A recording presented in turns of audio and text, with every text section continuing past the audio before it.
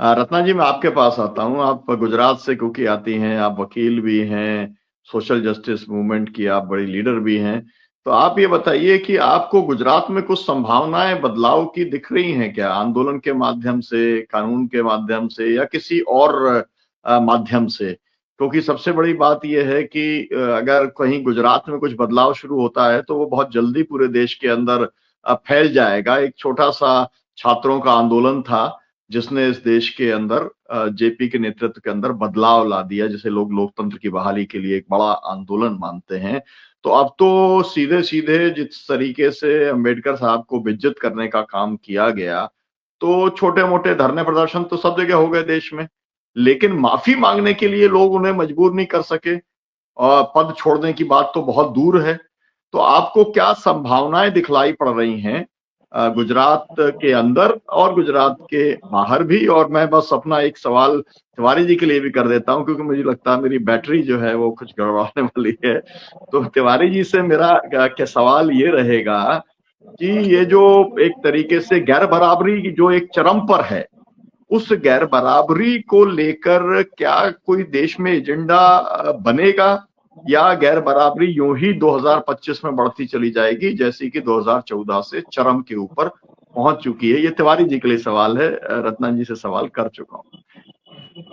जी, बहुत-बहुत धन्यवाद डॉक्टर सुनीलम जी, आपके ये बहुजन संवाद के इस कार्यक्रम में मुझे आमंत्रित करने के लिए।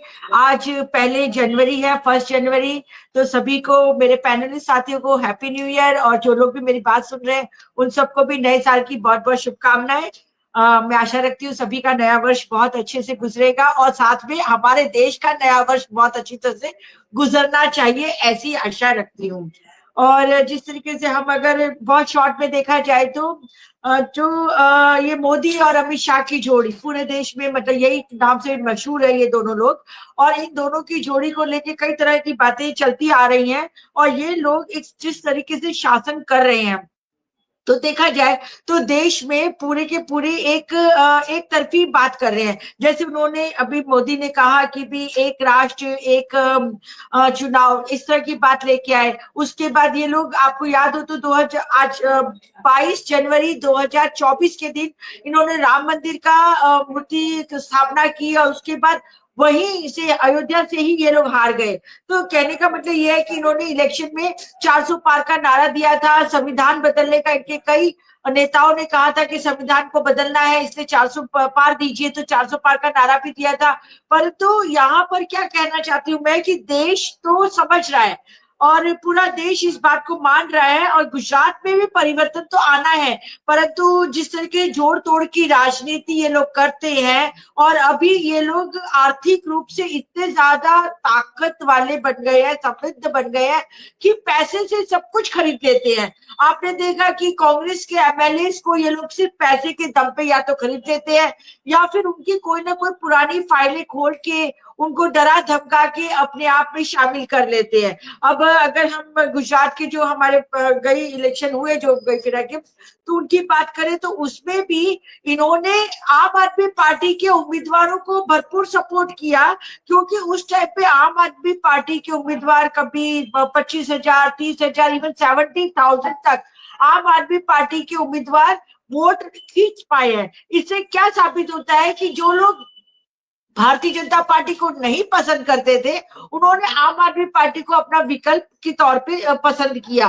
पर लेकिन परिस्थिति ये हुई कि आम आदमी पार्टी और कांग्रेस दोनों में वोट बट गया, और इसलिए ये लोग भारतीय जनता पार्टी के मतलब 197 वोट मतलब सीट से जीत कर आए। तो ये सबसे बड़ी, इनकी सबसे बड़ी अहम जीत हुई है यहाँ पर। बाकी गुजरात की जनता भी परेशान तो है, त्रस्त तो है। गुजरात में भी सबको महंगाई से परेशानी है, बेरोजगारी से परेशानी है, आंदोलन यहाँ भी चल रहे हैं, परंतु सभी के आंदोलन कुचल दिए जाते हैं, और किसी भी तरीके से किसी की भी आवाज बाहर नहीं आने दी जाती है। ये तो मैं कहूंगी thanks to this social media, कि सोशल मीडिया की वजह से हमारे जैसे जो बहुजन समाज का जो चैनल है, ऐसे सब निष्पक्ष चैनल्स की वजह से देश और दुनिया को सही हकीकत मालूम पड़ती जा रही है। आपने देखा कि जिस तरह से अमित शाह ने भरी संसद में बाबा साहेब आम्बेडकर का नाम एक फैशन के तौर पर लेकर उनको किस तरीके से अपमानित किया, उसका पूरे देश में उसका विरोध चलता रहा और आज भी चल रहा है।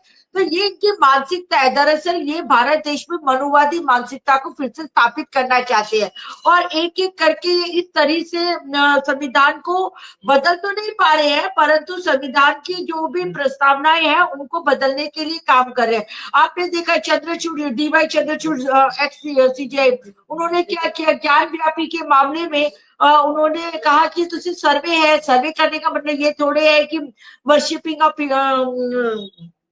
प्लेसेस ऑफ वर्शिपिंग एक्ट 1991 का कुछ उल्लंघन हो रहा है। सर्वे तो किया जा सकता है, परंतु सर्वे के नाम से उन्होंने पंडारा बॉक्स खोल दिया। उसके बाद जितने भी डिस्ट्रिक्ट सेशन कोर्ट है उन लोगों ने सर्वे के नाम से अलग अलग जगह पर जो सूट थे, दावे थे, उनको मंजूर करना शुरू कर दिया।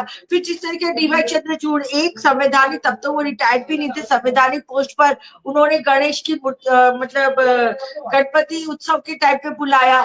तो ये सारी बातें नरेंद्र मोदी जी को बुलाया, तो ये जी सारी जी बातें ये साबित करती है कि अभी मतलब एक तरफी शासन चल रहा है।